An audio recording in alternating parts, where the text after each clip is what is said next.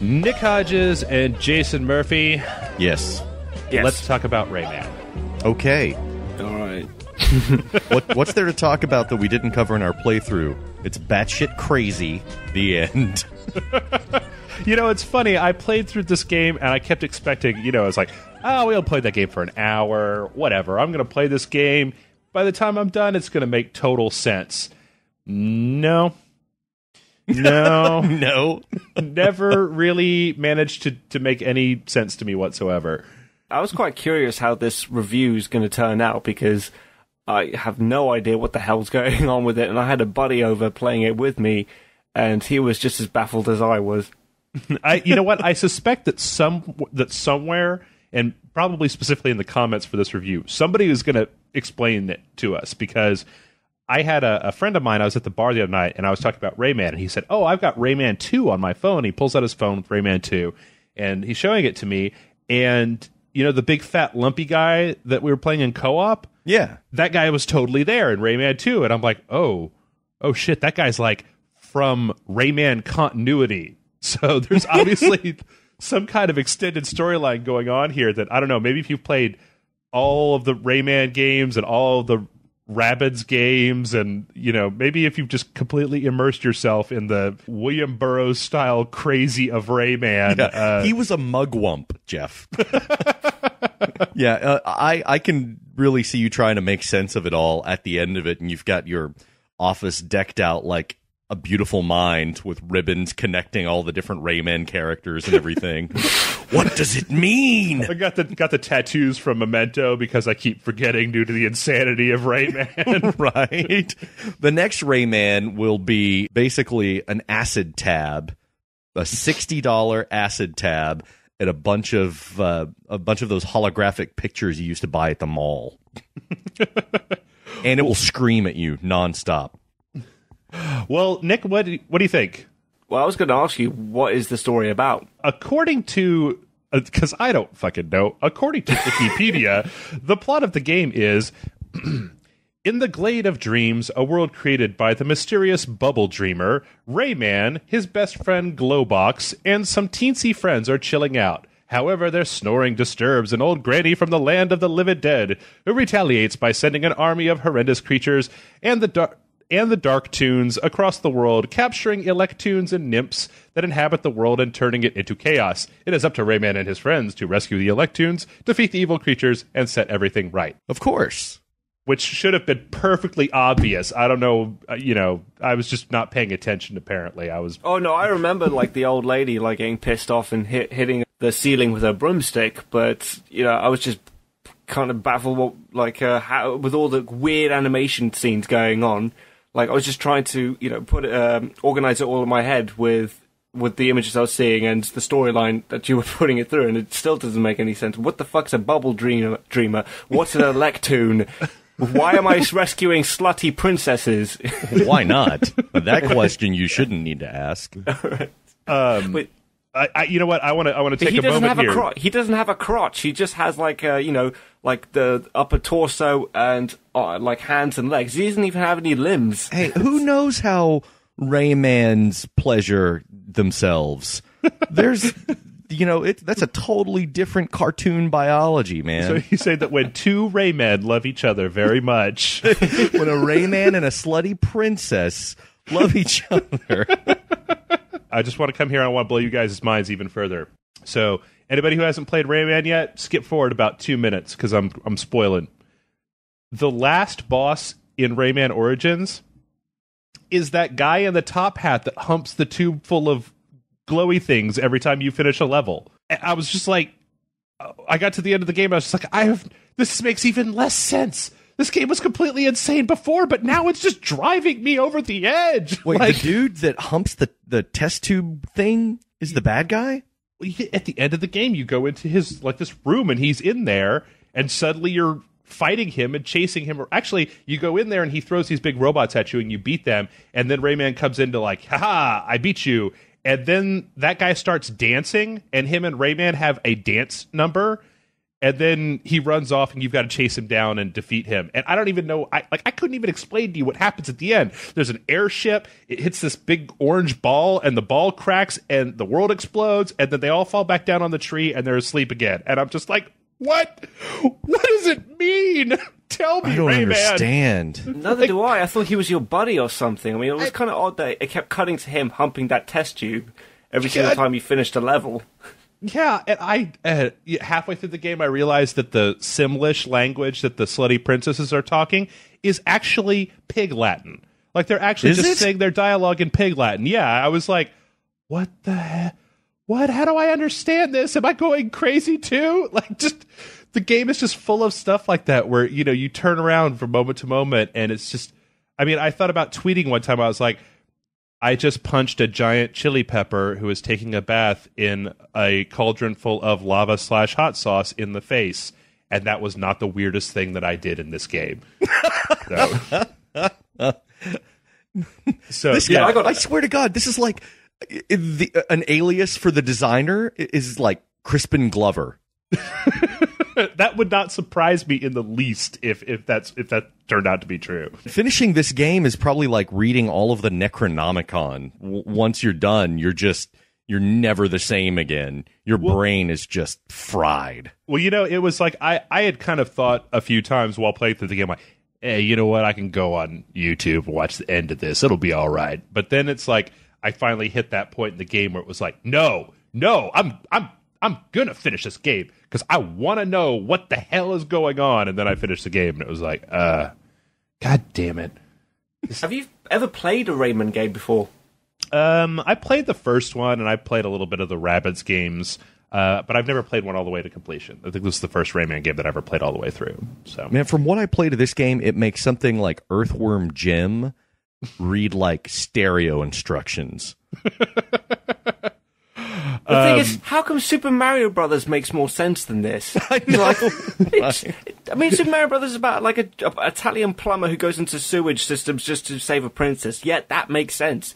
This game doesn't. Maybe it's a testament to just how warped we are as gamers, and it's like, yeah, and then all the raccoon tails got thrown all over the land, so everything's got they did. Yeah, the evil mushrooms have raccoon tails now. And you're just like, all right, cool. I know how that works. But Rayman, it's just like, huh? Yeah. So. And yet, from what I played, a lot of fun. Incredibly fun. This is an incredibly well put together game. I mean, just as a side scrolling platformer, challenging but not too challenging. Like, they made the excellent design decision of not having lives in the game. So, you know, you always you go back to the last checkpoint and that's it. That's just a hell of a lot of good design decisions and a lot of things that kind of it's because it plays very strangely. It's kind of like a combination of Mario and Sonic, like old 2D Mario and old 2D Sonic, kind of roped together with the crazy sauce on top.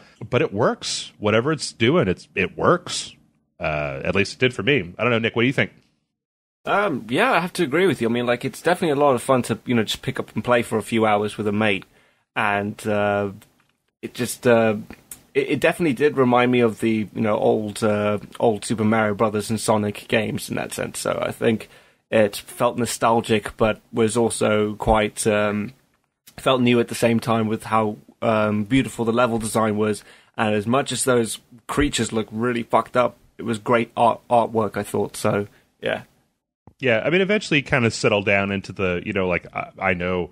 Okay, when I hear the little Electoons screaming "Help me!" then I'll go find them and unlock them. And the beginning of every level, you unlock a slutty princess, and she gives you a new special power. And I don't know. I think I was really impressed just at how varied the levels were. Every world in the game had a theme.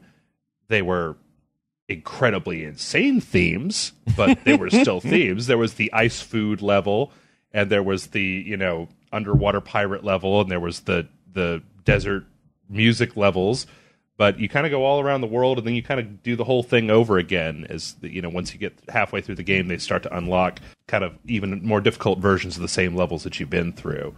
It's funny though, because when they do that, they also introduce boss monsters. And there's one thing in this game that I could say was a little bit weak. They had some boss fights that were not the best. They were very much like you just memorize the pattern and if you mess up one time, you're dead, and you got to start over from the beginning. A little bit of old school arcade action there. Yeah, which for a game that was as liberally, or not, I guess not liberally, but was as cleverly checkpointed as this, those battles tend to get really repetitive because it was very much a lot of trial and error. And so if you messed up, you just died back to the beginning and then do it all over again. That was it. But you don't get so pissed off that you want to throw your control off across the room. At least I didn't. I was just so angry that I was like, no, I'm going to finish this. We're going to take care of that boss. I'm going to reach the end of the level. So you're right, there's a lot of trial and error, but not so much that it puts you to the point of frustration. I think in the later levels, like if you're not a patient person, you could get to that point. There were a few, especially in the last stage of the game, that got to be where the time in between the time between when you start this chunk of the level that you're on and then when you checkpoint the next place that you checkpoint started to get a lot longer, and there were a lot of places in between where you could just die instantly. So there were, whenever you die 20 times in the game, it does that really depressingly horrible thing where it brings up that screen. It's like, hey, it's really hard here. Do you want to leave? Do you want to go somewhere else? You're like, no, game, this is where I'm supposed to be. Fuck off. It's like, oh, do you need a hug? But this is a level too hard for the little baby. But don't condescend me, man.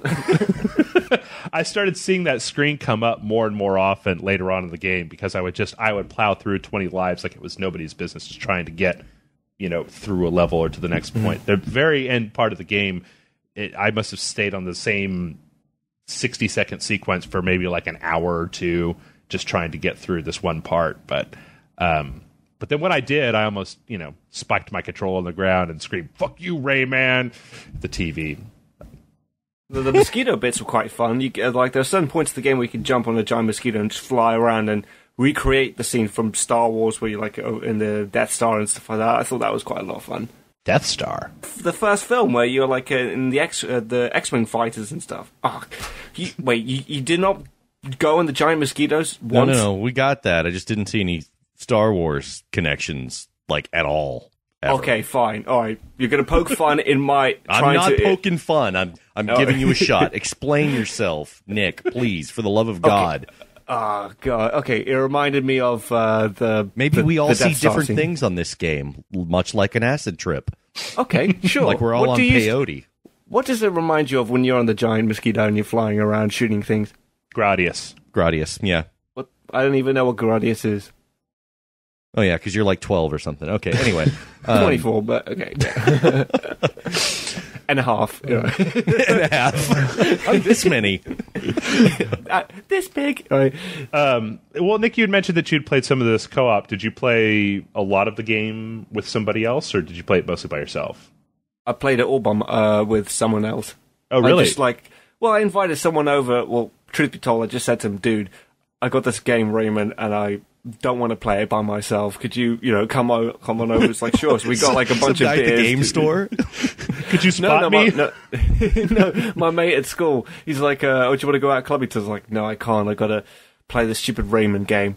It's like, oh, why? And I was like, I've got to review it. And he's like, oh, I can give you a hand if you want. I heard it's 2-player.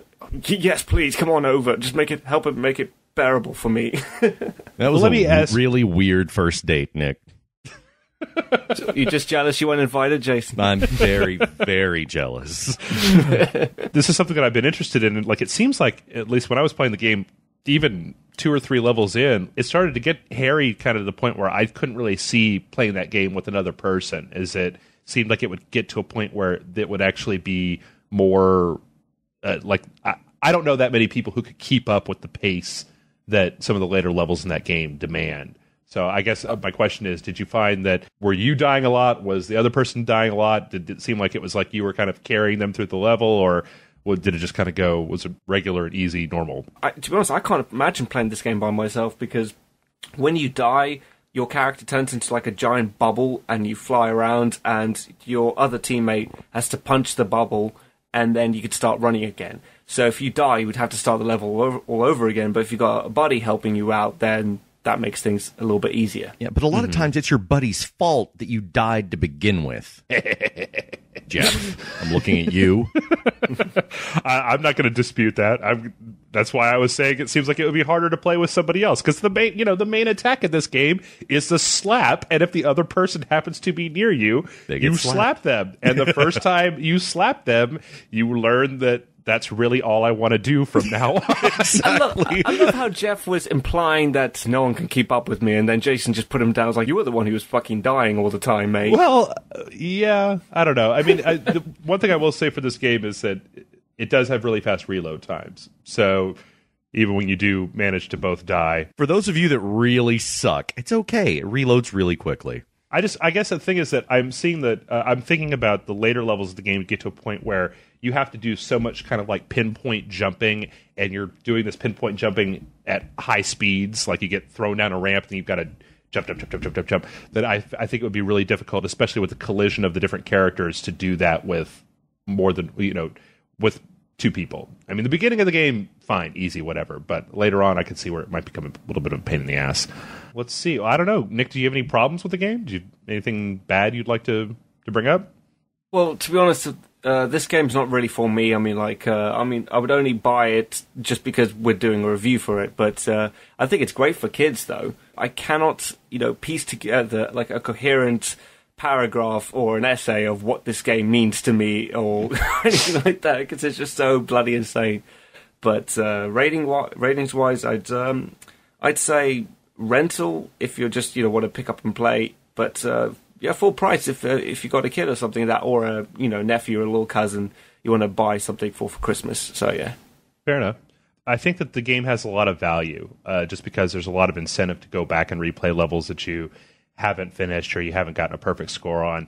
I'd still kind of wrestle with it though, because this game is $60, and for what it is, it really seems like it should be more like a $40 game. But I'm going to say that, if you're into side scrolling at all, or you're into, weird stuff, and this looks like the sort of game you'd like to play, I'd give it a full price. I mean, I think anybody who likes a side scroller could really enjoy this game. If you're not a big fan of side scrollers, like Nick said, maybe just give it a rental. But other than that, I think it's worth it. So I guess that's Rayman. And you know what? I think this is probably going to be the last video game review we do in 2011. What about Jason? Did you give your rating for this? Oh, I only played it on the playthrough when Jeff and I were playing it live, and that still counts, mate. Come on. No, not really. I don't think that was quite enough. But I really liked what I did play, and I would actually dive into it again if I actually had time to play anything. For leisure, but I don't. So. Oh, I thought he was going to say, if I had a gun at my head, I would love to dive back into this. No, if I was out of peyote and there was a copy of Rayman, that would be a good substitute. Okay, so now all that I could see is the next Saw movie, like, I want to play a game. It's like, I've given you a 10-strip of acid. You have to play through all of Rayman in 12 minutes. That will kill someone. That will irreparably break someone's mind.